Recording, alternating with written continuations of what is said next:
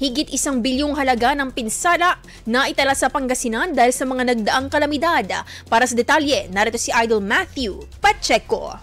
104.7 IFM Report!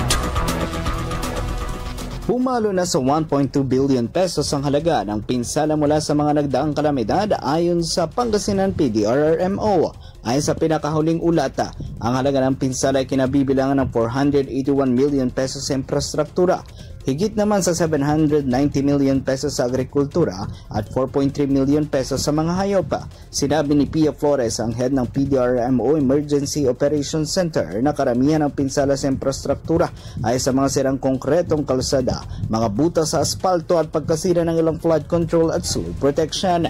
Ang pinsala sa agrikultura na kasalukuyang pinapatunayan ay nasa palay, high-value crops, mais at pangingisda, partikular na sa mga fish cage, fingerlings at mga bangkang motorized at non-motorized.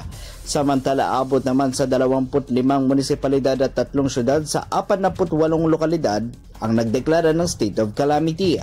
Nagpapatuloy naman ang mga relief operations at medical missions ng provincial government sa mga apektadong lugar.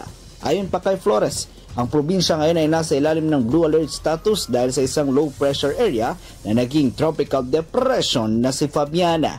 Kasama mo mula rito sa IFM Dagupan, ito si Idol Matthew Pacheco. Tatak IFM.